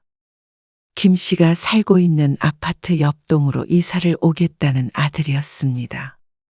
갑작스러운 소식에 김 씨도 놀랐었죠. 지금 살고 있는 곳도 그렇게 먼 곳도 아니었습니다. 차 타고 30분 정도 거리니까 마음만 먹으면 충분히 오갈 수 있는 곳인데 더 가까이 살겠다고 같은 아파트로 온다니 놀랄 수밖에요. 새언니 이번에 복직한다면서. 그럼 뻔하네. 보나마나 애기 봐달라고 오는 거 아니야? 안 그래도 저번에 보니까 애기 때문에 힘들어서 죽을라 그러더라. 아들은 아이가 둘이었는데 첫째가 10살이고 늦둥이 둘째를 낳은 지 1년이 조금 넘었습니다. 그래서 며느리가 일을 쉬다가 이제 곧 다시 직장에 나간다고 했죠. 조심해, 엄마. 애기 봐달라 그러면 어떡해. 뭘 어떡해? 가끔씩 봐주면 되지. 어차피 너도 집에서 놀잖냐? 그러자 딸이 펄쩍 뛰며 말했습니다. 내가 놀긴 뭘 놀아? 그리고 애기는 질색이야. 말을 해도 참. 정말 싫어. 결혼도 하기 싫은데 애는 더 싫어. 이사 와도 절대 데리고 오지 말라 그래. 정없기는. 그리고 너는 결혼 안 하면 나중에 늙어서 누구 의지하면서 살라 그래? 누구 의지하긴? 엄마 의지하지. 나 꼬부랑 할머니 될 때까지 밥 차려줘. 내일 모레 40이 되는 딸이 찰떡서니가 없었습니다. 그리고 아들이 이사 온다는 이야기를 듣고 김 씨와 같은 동에 살고 있는 친한 이웃이 말했습니다. 아니, 그런데 며느리가 오케이 했대? 나는 잘 몰라. 온다길래 알았다고 하고 말았는데. 요즘엔 친정은 가까이, 시댁은 멀리 이러잖아. 요새 애들이 누가 시어머니랑 가까이 살려고 해? 그러게. 근데 자기들이 온다는데 뭐. 언니 딸내미도 같이 살잖아. 아주 온 가족이 한 아파트에 다 모였네. 주말이라 딸이 외출하고 없었는데 이웃이 딸을 찾아 집안을 기웃거리며 말했습니다. 그래도 자식들이 가까이 있으면 언니 많이 챙겨줄 거 아니야. 아이고, 우리 딸은 손 하나 까딱하네. 어머나 그래? 얼른 시집을 보내야지 그럼. 자기가 안 간다는데 어떡해. 에이 그럼 데리고 살아 그냥. 그래도 딸이니까 나중에 더 늙으면 딸밖에 없대잖아. 그리고 아들도 가까이 살면 언닌 든든하긴 하겠어. 하지만 그건 실상을 모르고 하는 소리였습니다. 딸과 함께 살면서부터 그리고 아들이 가까이 이사 오면서부터 김 씨의 고난이 시작되었으니 말이죠. 삑삑삑 비밀번호를 누르는 소리가 들렸고 곧이어 현관문을 열고 첫째 손자 우연이가 들어왔습니다. 다녀왔습니다. 왔니? 큰 손자는 신발장 앞에 책가방을 벗고 거실에서 놀고 있는 작은 손자에게 갔습니다. 자연스러운 동선이었죠. 한 달 전 바로 옆동으로 이사를 온 아들네. 맞벌이를 하고 아직 아이들이 어리다 보니 퇴근 시간과 손주들이 집에 오는 시간이 차이가 있어 자연스럽게 김 씨가 아이들을 돌보게 되었습니다. 그렇게 집에서 데리고 있다가 저녁을 먹이면 7시 반쯤 아들이나 며느리가 퇴근길에 데리고 갔습니다. 처음부터 이렇게 하기로 합의가 되었던 것은 아니었습니다. 이렇게 되기까지 당황스러운 과정이 있었죠. 아들이 이사 온 지 얼마 안 됐을 때 띵동 울리는 초인종 소리에 나가보니 큰 손자가 서 있었습니다. 그리고 하는 소리가 엄마 아빠가 학원 끝나면 곧장 할머니 집으로 가라고 그랬어요. 그리고 원래는 6시 넘어서 어린이집에서 돌아오던 작은 손자도 갑자기 하원 시간을 당겨서 김 씨가 손자를 데리러 아파트 앞까지 나가야 했죠. 처음에는 당황스러웠지만 새내시면 집에 있는 김 씨이기 때문에 바쁜 아들네를 위해 지금까지 쭉 손자들을 저녁까지 봐주고 있었습니다. 진주야, 나와서 잠깐만 애기 좀 보고 있어봐. 아, 왜? 우연이한테 보라고 해. 우현이는 숙제해야 된대. 잠깐만 봐줘. 애기 넘어지면 어떡해. 그래야 엄마가 밥을 차릴 거 아니야. 딸이 방에서 나오면서 불만스럽게 말했습니다. 엄마가 보모도 아니고. 이럴 거면 차라리 사람을 쓰라고 해. 거봐, 내가 뭘 했어? 애들 떠맡기려고 온 거라고 했지? 얘가 우현이 들어. 목소리 안 낮추니? 아, 엄마가 그렇게 자꾸 봐주니까 오빠가 당연하게 맡기잖아. 그러는 너도 엄마한테 밥 얻어먹고 살잖아. 너도 엄마 보모 노릇 시키면서 뭘 그래? 김 씨가 느끼기엔 손자들이나 딸이나 똑같았습니다.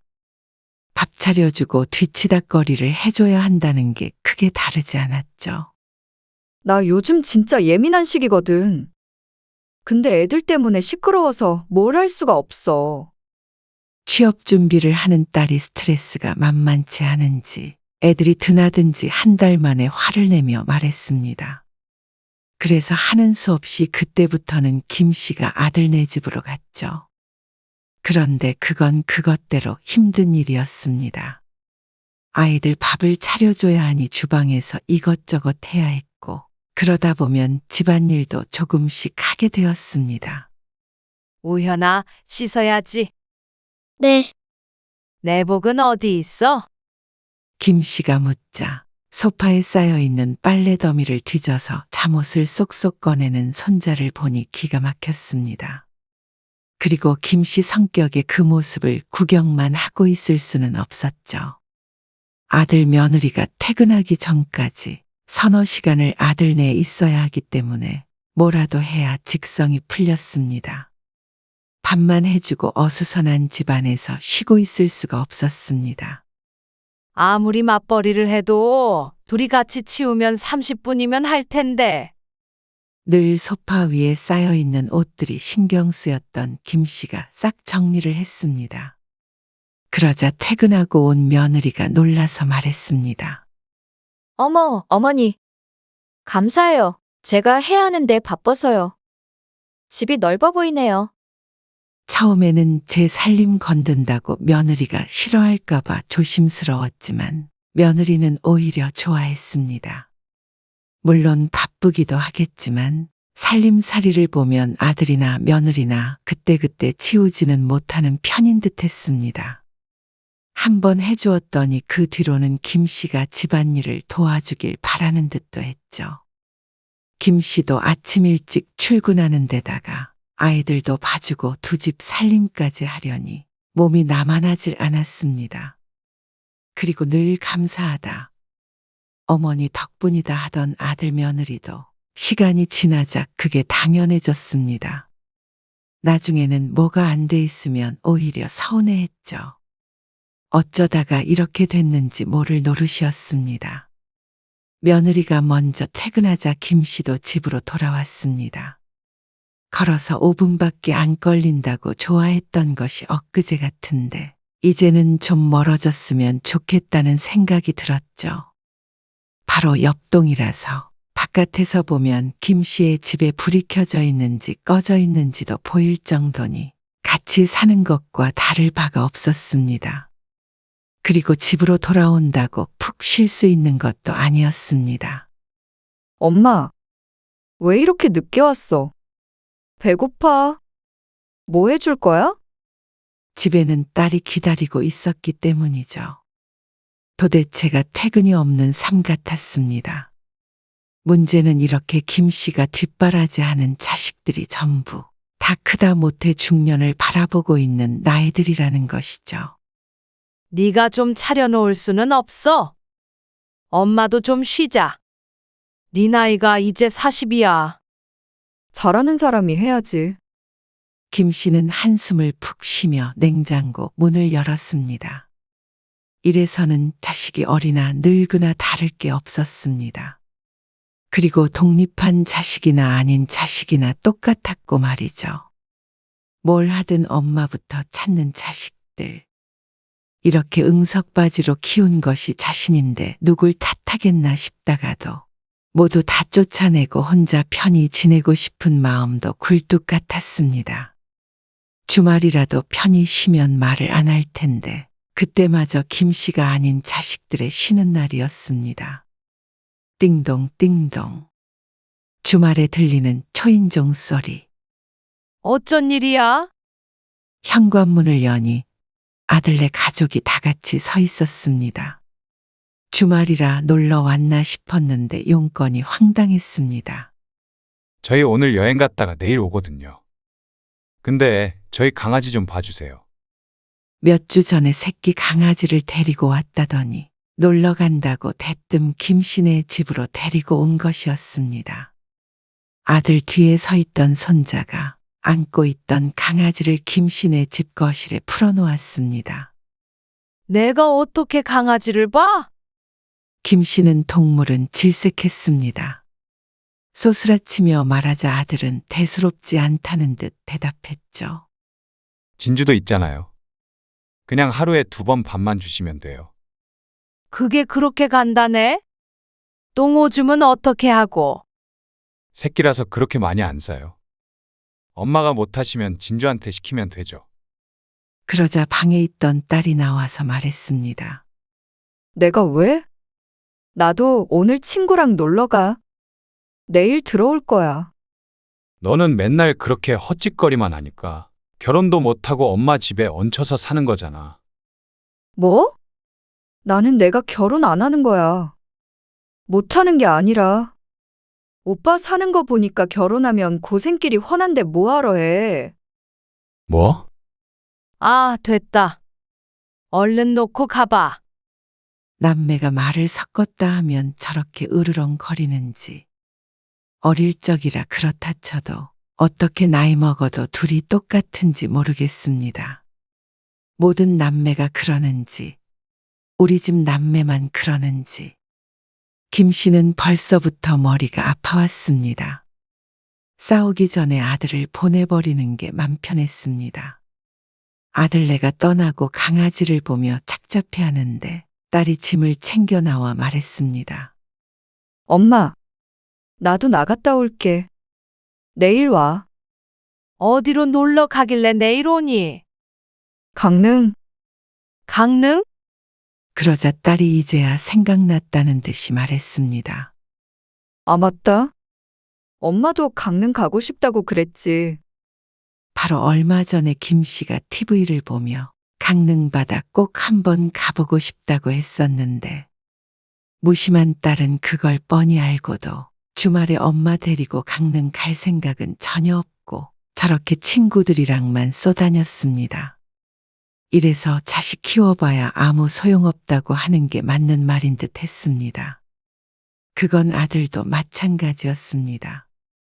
강아지는 맡기고 가면서 어딜 가는지는 몰라도 엄마한테 한 번을 같이 갈까 묻지 못하는지.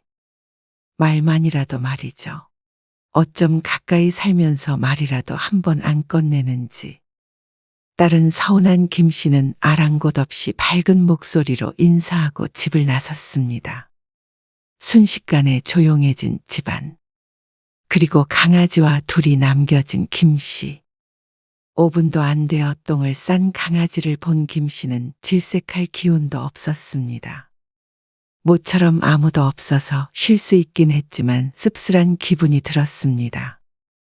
귀찮은 일, 곤란한 일은 모두 김 씨의 차지였지만 그런 김 씨를 챙기는 자식은 하나 없는 현실이 참 외로웠죠. 그리고 얼마 안가 김 씨가 그런 자신의 처지를 절실히 깨닫고 마음을 고쳐먹은 계기가 있었습니다. 요새 김 씨는 몸도 좋지 않고 기운이 없었습니다. 무얼 먹어도 맛이 없고 일도 하기 싫고 쉬고 있어도 쉬는 것 같지도 않은 기분이었습니다. 진주야, 엄마 몸살이 났나 어쨌나? 기운이 없다. 그래? 근데 엄마, 이거 세탁소에 맡겼다가 찾아온 거야? 김 씨의 말은 듣는 둥 마는 둥한 딸이 흰 셔츠를 들어 올리며 물었습니다. 지난주에 딸이 세탁소에 좀 맡겨달라고 부탁했던 셔츠인데 입고 있었죠. 아, 아직 안 맡겼어. 뭐? 나 내일 면접 본다고 했잖아. 아, 깜빡했어. 이거 어떻게 그럼? 보기엔 괜찮은데 그냥 입으면 안 돼? 아, 뭐가 괜찮아. 쭈글쭈글하잖아. 그럼 지금이라도 맡기면. 아, 내일이라니까 면접이. 짜증스럽게 대꾸하는 딸에게 김 씨도 화가 나기 시작했습니다. 그렇게 중요한 거면 직접 하던가 확인을 한 번 더 했어야 했던 거 아닌가 싶었습니다. 너는 면접에 쓸 거였으면 네가 잘 챙겼어야지. 엄마가 맡겨준다며. 안 된다고 했으면 당연히 내가 갔지. 김 씨는 딸의 마지막 말에 얻어맞은 듯한 기분이 들었습니다. 그 말에 상처받았다는 것이 아니라 아주 큰 깨달음을 주었습니다. 아, 내가 다 해주니까 아들도 딸도 뭐든 해달라고 했던 것이구나. 김 씨가 하지 않았으면 당연히 아들도 딸도 스스로 해야 했을 일이었고 가까이 살기 전에는 다 알아서 살아왔던 자식들이었습니다. 딸은 구겨진 옷을 입고 가야 한다며 투덜대고는 방에 틀어박혔습니다. 그리고 시간이 되자 김 씨는 둘째 손자를 데리고 아들네로 갔고 큰 손자가 오자 밥을 차려주었습니다. 기운이 없고 몸이 축축 처지니 집이 아무리 더러워도 아무것도 하고 싶지 않았습니다. 애들 밥도 차리기 싫었지만 그렇다고 어린애들을 굶길 수는 없으니 딱 그것만 하고 설거지도 하지 않은 채로 소파에 드러누워 있었습니다. 큰 손자에게 동생을 돌보라고 말한 뒤에 한참을 쉬었죠. 그렇게 시간이 지나니 먼저 퇴근한 아들이 들어왔습니다. 거실로 들어오더니 집골을 보고는 아들이 잠시 말을 잃었습니다. 아니, 엄마. 집안 꼴이. 그래도 계시면서 뭐라도 좀 해주시지. 두 아이가 어지럽힌 거실이 난장판이었습니다. 평소라면 쫓아다니며 치웠을 텐데 도저히 그럴 기분이 나지 않았습니다. 내가 너희 집 가정부니 애들만 둘 수 없어서 와 있어 주는 거잖아. 그게 아니라 저희는 일하고 늦게 들어오니까요. 너희만 일하니? 엄마도 새벽부터 일해. 아, 알았어요. 그럼 엄만 갈게. 김 씨는 기운 없이 대답하고는 아들네 집을 나왔습니다. 그렇게 다시 집으로 돌아왔는데 삐져있던 딸이 어느새 거실 소파에 누워 있었습니다. 왜 이제 와? 나 오늘 저녁 안 먹어. 얼굴 부어서. 계란 3개만 삶아줘. 그새 기분이 풀렸는지 어쨌는지 모르겠지만 김 씨는 그것마저도 꼴보기 싫었습니다. 너도 그 정도는 할 수 있잖아. 엄마 몸 안 좋다. 아, 그러기 내가 오빠네 가지 말라 그랬잖아. 뭐하러 가서 애기들 뒤치다꺼리에. 냄비에 계란만 넣으면 되는데 좀 해줘. 오빠랑 나랑 차별해? 이런 것도 자식들이라고. 말할 수 없는 감정들이 가슴속에 소용돌이 쳤습니다. 그동안의 고생들이 주마등처럼 스쳐 지나갔고 모든 순간이 후회되었습니다. 스스로 무덤을 파고 드러놓은 듯 했습니다. 김 씨는 딸의 계란 타령을 뒤로하고 안방으로 들어가서 이부자리에 드러누웠습니다. 그리고 다음날 면접이 잘 안 됐는지 딸은 짜증을 내고 아들 며느리는 애 있는데 강아지 똥 안 치워놨다고 투덜투덜. 김 씨의 마음속에 무언가 변화가 일어났죠. 그리고 주말이 되었을 때 딸은 또 친구를 만난다고 나갔고 집에는 손주들이 와 있었습니다. 언니, 그거 우울증이야. 기운 없고 그런 거? 특별히 아픈 데도 없다며. 그래, 힘도 없고 입맛도 없고 그래. 아무것도 안 해도 지치고. 갱년기 올 때는 지났고 맨날 일만 하고 자식들 뒷바라지만 하고 사니까 그렇지. 인생을 뭐 그렇게 재미없게 살아.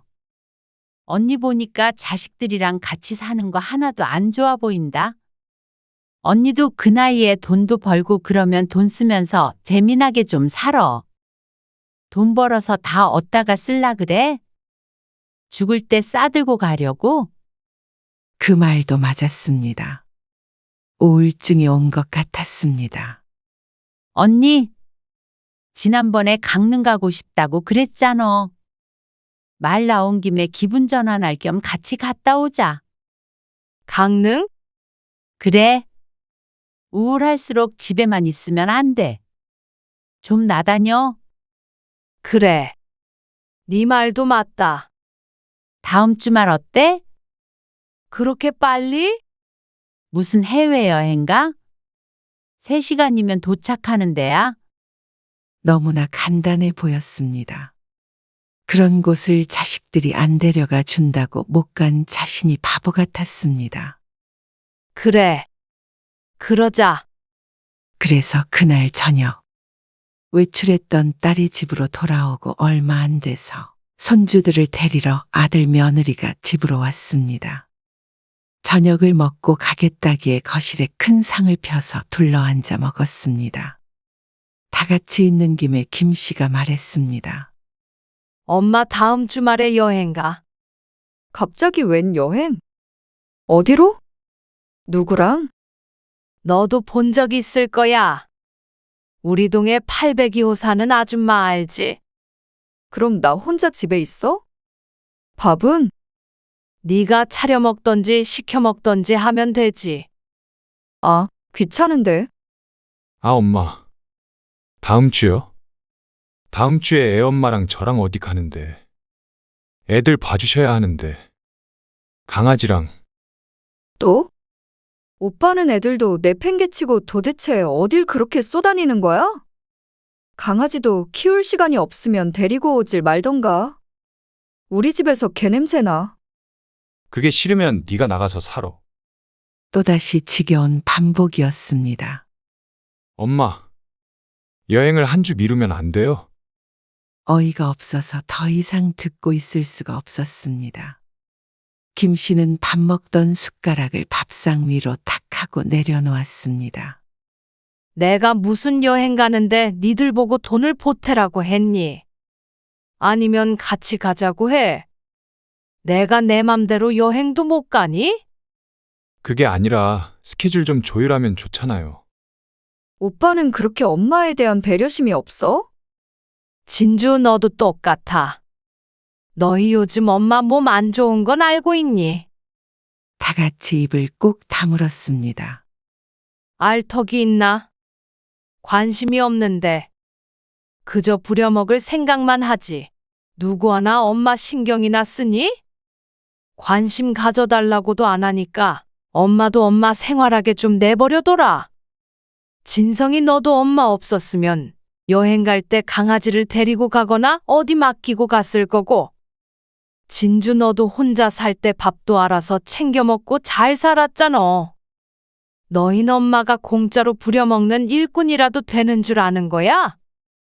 너네도 스스로 다 할 수 있는 것들, 너희 편하자고 다 엄마한테 맡기고 하고 싶은 거 다 하고 다니잖아.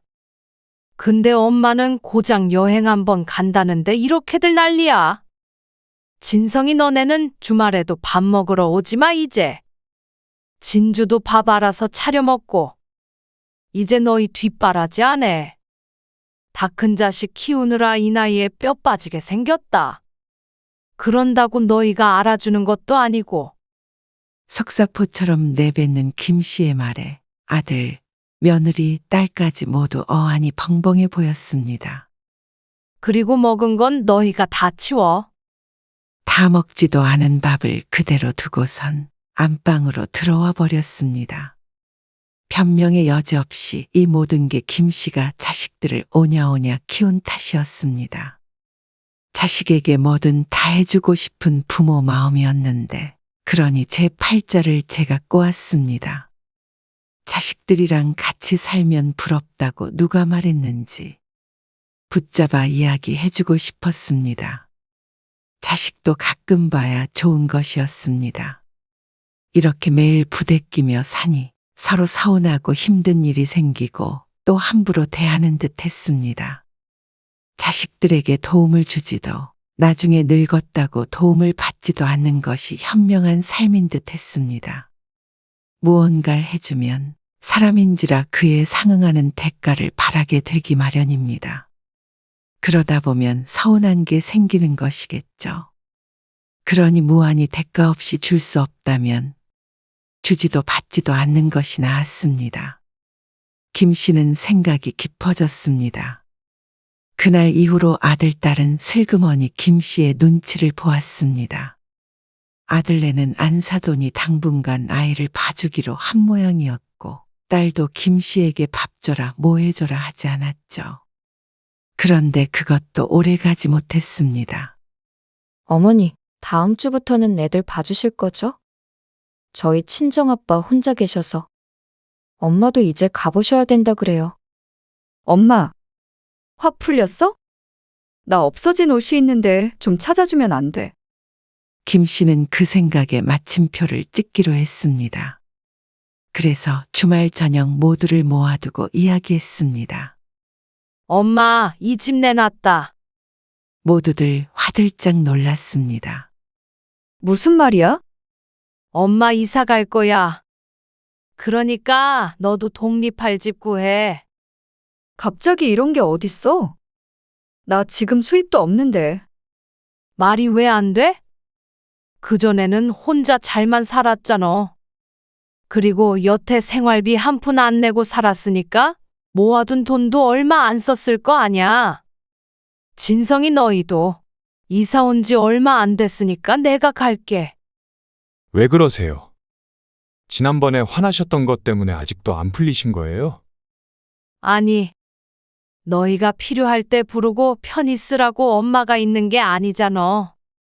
시도 때도 없이 못 부르게 떨어져서 살면 아무 문제 없을 것 같아서 그래. 그래도 너무 극단적인 거 아니에요? 엄마도 엄마 인생 즐기면서 살기로 했어. 식당도 사람도 구해서 이제 일해서 손 뗄 거고 너희한테도 신경 좀 안 쓰고 살려고 한다. 그래도 그렇지. 어떻게 자식을 쫓아내? 너무한 거 아니야? 받기만 하는 자식들은 자신들이 얼마나 누리고 있는지 알지 못했습니다. 손 하나 까딱 안 하고 모든 것을 해주는 부모가 있으니 말이죠. 이렇게 사니 남매 사이도 부모 자식 사이도 틀어지는 듯 했습니다. 이 집 팔리면 너희 둘도 되도록이면 좀 떨어진 데서 살아. 엄마, 그럼 우리 애들은요? 남들 어떻게 사는지 봐라. 다들 맞벌이하고 애들 키우면서 잘 살아. 진짜 서운하네요. 다시 한번 생각해 보세요. 김 씨는 그래도 고개를 저었습니다. 이게 최선인 것 같아. 그러니까 좀 멀리 살면서 앞으로는 명절 때나 한 번씩 보면서 살자. 아들도 며느리도 딸도 모두 망연자실한 표정을 지었습니다. 집 팔리는 대로 빨리 이사할 거니까. 너희도 서둘러서 앞으로 어떻게 할지 대책을 세워봐. 그 말을 끝으로 김 씨는 자리에서 일어났습니다. 가까이 사는 부모 자식이 모두 이런 것은 물론 아니겠죠. 하지만 김 씨는 자신이 자초했다면 이제라도 바로 잡고 싶었습니다. 서로 독립된 가정으로 살면 가끔 보면 반갑고 그리운 옛날의 사이를 되찾을 수 있겠죠.